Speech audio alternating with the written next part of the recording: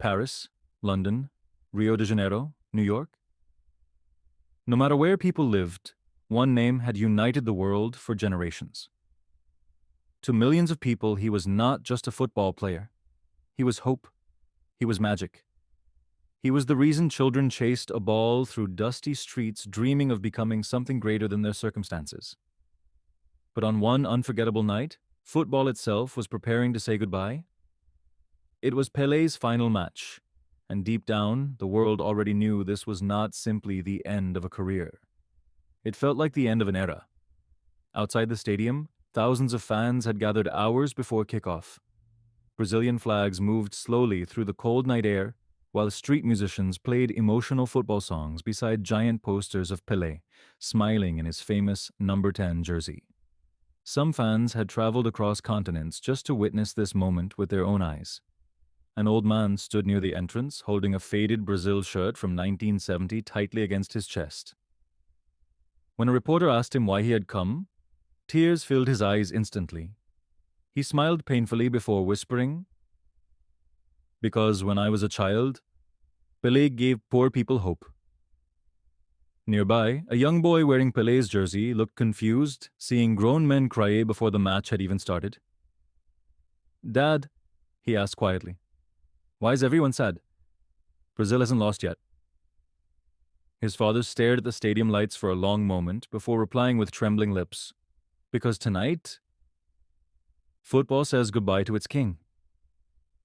Inside the stadium tunnel, the atmosphere felt strangely heavy. Normally, players laughed before matches. Loud music echoed through locker rooms, while cameras captured smiles, jokes, and confidence. But tonight felt different. Nobody wanted to admit what they were all secretly afraid of. What if this was truly the final time the world would ever see Pelé step onto a football pitch? Inside Brazil's locker room, even superstars looked nervous. Some players stared silently at the floor, while others secretly watched Pelé from across the room, like children watching history itself breathe. And there he was, sitting quietly by himself, slowly tying his boots with careful hands, almost lovingly, as if he already understood this would be the last time. One young player finally gathered the courage to walk toward him. His voice trembled as he spoke. "King, my father named me after you." Pelé looked up and smiled softly, but behind that smile was exhaustion. Years of pain, years of pressure, years of carrying football itself on his shoulders. He placed one hand gently on the young player's shoulder and whispered, "Then promise me something. Make people smile when you play." The young player's eyes immediately filled with tears because in that moment, Pelé no longer sounded like a footballer. He sounded like a father saying goodbye. Meanwhile, outside the locker room, the media had completely lost control. Headlines flashed across television screens around the world. The final match of the king. One last dance for Pelé. Football prepares for goodbye. Millions watched live broadcasts from every corner of the planet. Even rival fans united that night because no matter which club people supported, everyone respected Pelé. He was bigger than football politics, bigger than trophies, bigger than records. He belonged to history itself. As kickoff approached, the stadium lights suddenly dimmed. The crowd became restless. Then slowly, a single spotlight appeared inside the tunnel, and there stood Pelé. The entire stadium exploded instantly. Fans screamed, cried, and stood on chairs just to catch one final glimpse of him. Commentators struggled to speak through their emotions. One whispered, "We are not watching a footballer walk onto the pitch tonight. We are watching a piece of human history." Pelé slowly stepped onto the field while fireworks exploded across the sky. Giant screens replayed legendary moments from his career, young Pelé dancing through defenders, Pelé lifting the World Cup, Pelé crying after victories, Pelé smiling endlessly at roaring crowds. Then suddenly something heartbreaking happened. The camera zoomed onto his face, and the world saw tears rolling slowly down his cheeks. Not dramatic tears. Quiet tears. The kind that come from a lifetime of memories crashing into your heart all at once. His childhood, his sacrifices, his loneliness, his victories, his pain. Very few people truly understood what Pelé had sacrificed for football. When he was young, his family was desperately poor. Sometimes there wasn't enough food in the house. Sometimes there wasn't electricity. Sometimes little Pelé played barefoot in dirty streets because real football boots were too expensive. Children mocked him. People doubted him. But every night before sleeping, he whispered the same sentence to himself. One day, the world will know my name. Somehow, the impossible happened. The match finally began, and the roar from 80,000 fans shook the entire stadium. At first, Pelé moved slowly.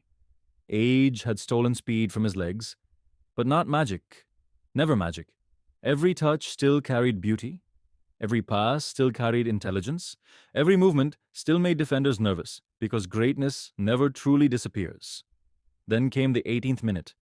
A teammate passed the ball toward Pelé near midfield, and the entire stadium stood instantly.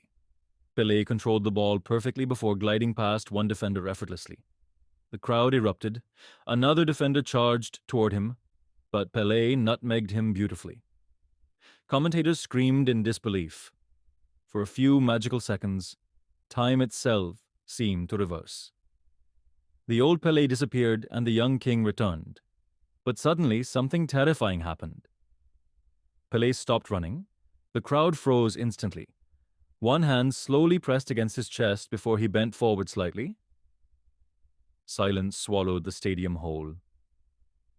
Players rushed toward him while medical staff sprinted onto the pitch. Fans covered their mouths in horror. One woman in the crowd began crying uncontrollably. Millions watching around the world felt fear enter their hearts at the exact same moment. Doctors surrounded Pelé carefully before one finally asked, "Can you continue?" Pelé looked toward the crowd. 80,000 people stared back at him through tears. Then quietly he whispered, "One last time." The stadium exploded emotionally. Fans screamed while crying openly. Strangers hugged each other. Even opposing players applauded respectfully because this no longer felt like sport. It felt like humanity trying desperately to protect one final beautiful memory before it disappeared forever. At halftime, cameras captured Pelé, sitting silently inside the locker room, staring at his boots. The room felt emotionally shattered. Some players secretly wiped tears from their faces while pretending to drink water. Then Pelé suddenly whispered something nobody expected to hear. "I'm scared." The room froze completely. One teammate asked softly, "Scared of what?" Pelé smiled painfully before replying, "Scared that football will forget me one day?" An older teammate immediately walked toward him and answered quietly, "Kings are never forgotten." Before the second half began, the giant stadium screens displayed rare childhood footage of Pelé kicking homemade footballs through dusty streets as a barefoot child. The crowd broke emotionally. Commentators struggled to continue speaking. One whispered, "The boy who once had nothing gave everything to football." Then came the moment nobody would ever forget. In the 85th minute, Brazil won a free kick just outside the penalty box. The entire stadium froze because everyone already knew this felt like destiny. Pelé slowly walked toward the ball while fans held their breath. Some prayed, some cried. Even the goalkeeper looked terrified. Pelé carefully placed the ball onto the grass before stepping backward slowly. The referee blew the whistle. Pelé ran forward and struck the ball perfectly. It curved beautifully through the air like destiny itself guiding it home. Goal. The stadium exploded into absolute chaos. Commentators cried live on television. Players sprinted toward Pelé emotionally, while some collapsed onto the grass in disbelief. And Pelé simply stood there quietly with tears rolling down his face, while the entire stadium screamed his name endlessly. Cameras captured him whispering softly toward the sky, "Thank you, football." But the most heartbreaking moment still hadn't arrived. After the final whistle, the stadium lights suddenly went dark until only one spotlight remained shining directly onto Pelé, standing alone at midfield. No music played, no commentator spoke. The entire stadium remained silent. Then slowly, one by one, Fans across the arena began turning on their phone lights until the whole stadium looked like stars covering the earth itself. Pele looked around in complete disbelief before finally breaking down crying.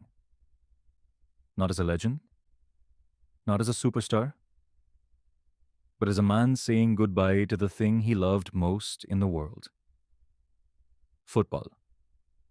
Players lifted him onto their shoulders, while fans sang emotionally through tears. Some people later called it the greatest farewell in sports history. Others called it the night football cried. But years later, people remembered something even more important than goals, trophies, or World Cups.